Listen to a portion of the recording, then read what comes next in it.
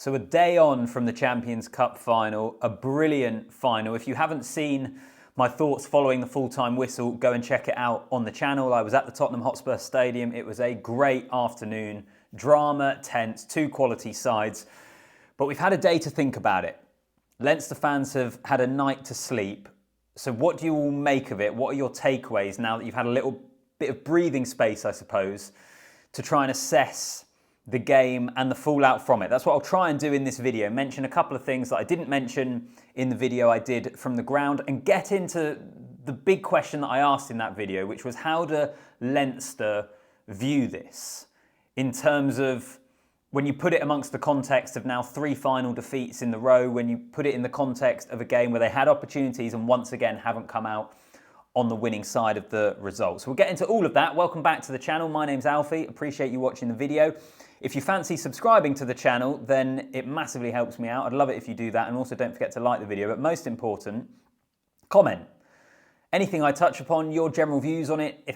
Has your view on the game and the result changed now that you've had a bit of time to process it? So stick it all in the comments section. Before I get into the specifics, what I will say, and something that I didn't mention yesterday, was the Champions Cup is a competition that has all sorts of issues. We know that and we talk about it every single year, whether it is the pool stage format, which kind of struggles to get going and doesn't really excite us, doesn't really grip us, whether it's the fact that it's not exclusive enough. I look at it from an English perspective. 8 teams from the Gallagher Premiership get into this competition. It is not exclusive enough. When it starts, we have the issue of travels for teams going to South Africa, for the South African teams coming up to Europe, and that came to a head with the Bulls obviously rotating for a quarter-final, or was it quarter-final? Yeah, quarter-final, I think, so it was off the back of the last 16 against Northampton.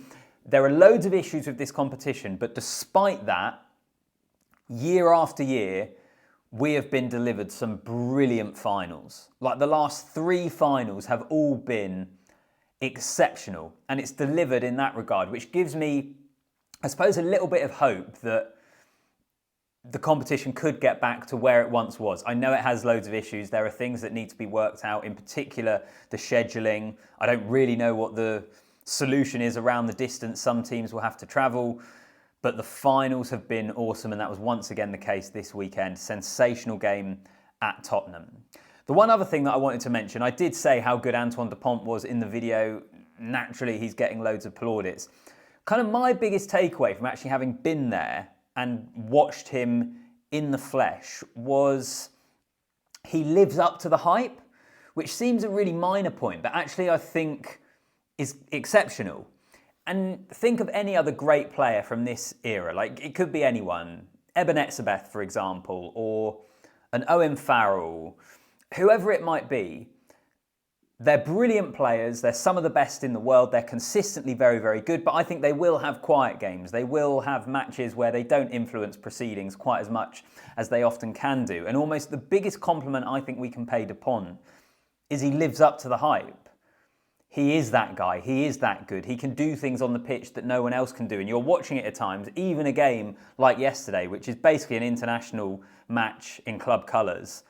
And he looks like the best player on the pitch, which I think is incredible. And in particular, given the position he plays, his biggest impact he had yesterday was probably the turnovers he got at crucial moments when they were defending in their 22. So Antoine Dupont, for me, kind of lives up to the hype that we all bill and give him, which I actually think is quite a rare thing, even for the very best players in the world. But let's get on to it. Let's get into the meat of it, I suppose. Leinster. The question I posed in the video yesterday was, how do Leinster fans view this? Is this thought of as the failure that it has been seen in previous years, when they have been winning in these games, when they've been playing in Dublin and they're not able to get over the line? It's been something I've really tried to wrestle with over the last few hours, having slept on it. And I got a comment in the last video that I thought maybe summed it up quite nicely and in a more succinct way than I'd probably be able to do. The previous 2 years, Leinster should have won. Yesterday, Leinster could have won.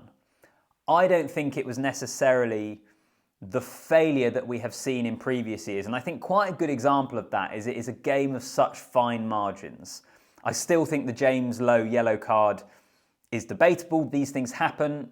I thought Matthew Carley actually had a really good game, but I think that you could easily find a reason for it not to be a yellow card, and that was the 10-point swing in the first period of extra time that ended up being crucial.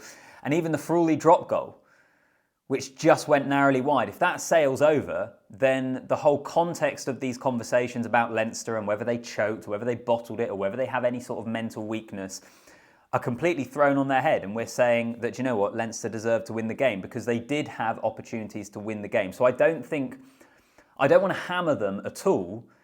I still think the question is valid though. And actually, I think the more pertinent question, perhaps the more sensible question to ask off the back of that is why? Leinster could have won it, but they didn't. Why didn't they? Because they put themselves in great areas of the field. I think Toulouse's defence was exceptional. They won this game off the back of their defence, but that means that Leinster put themselves in positions where maybe they should have come away with more points. So why was that? Why was this Leinster team this year, ignoring what's happened in previous years, not able to get over the line? There's a few things maybe that I think is worth mentioning. One of those is fly half. And previously they weren't able to get over the line with Johnny Sexton, so maybe you shut it down there. This isn't about the quality they have at fly half here, but whether it's Byrne, Frawley I thought looked good when he came on. Does he need to be given more time at fly half for this team to see if he can be the player to kind of kick on and take them forward?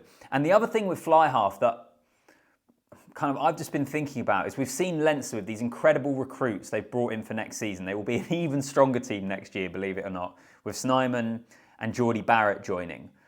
I just wonder whether some of those resources would have been better placed to go out and get a top quality fly half, potentially. For example, Owen Farrell going to Racing 92.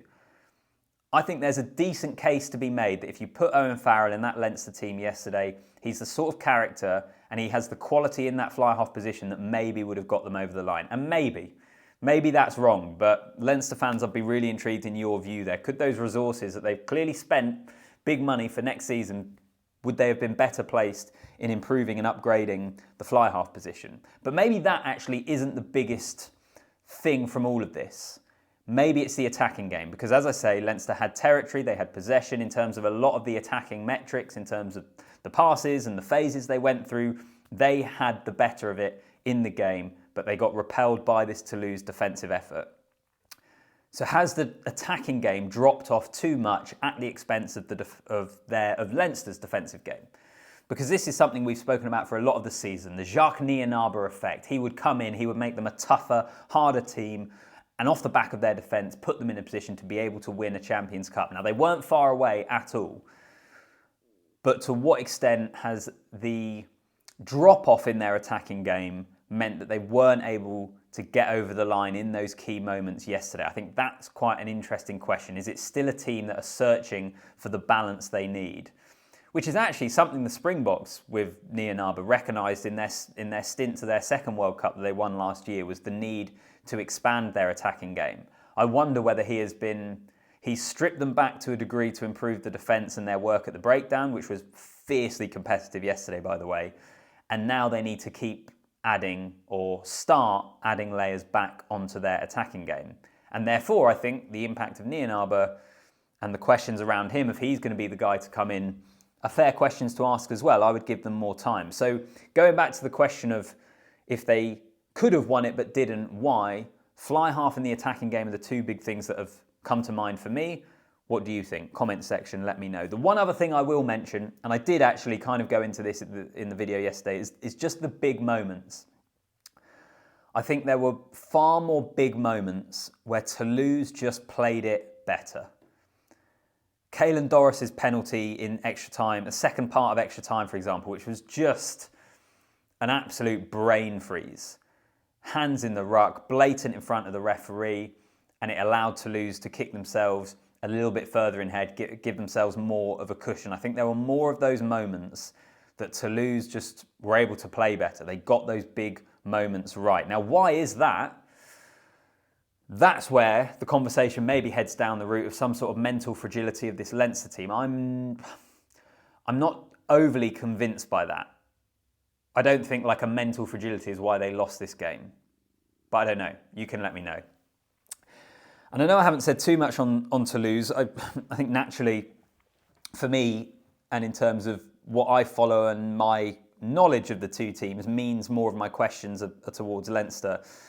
But Toulouse are the Real Madrid of rugby, aren't they? They are now, what, 6 stars. This competition is more synonymous with them than any other club. And I saw Stuart Barnes writing in the Sunday Times today, here in the UK, chatting about the fact that a lot of their finals have gone to extra time. It is that kind of Real Madrid thing. When it comes to this competition, they find a way. They were utterly brilliant, I thought, yesterday. One of the great defensive performances, actually. Like, you wouldn't say there were too many times where, in attack, the French team put Leinster under heaps of pressure or broke the line, but it was on the back of their defence they won that game, and that is, yeah, they deserve a huge amount of credit for that. So comment down below, like the video, make sure you are subscribed. I look forward to reading your thoughts. Now that we've just had a little bit of a day to get past it, everyone's settled down, you can let me know, and as always, see you in the next one.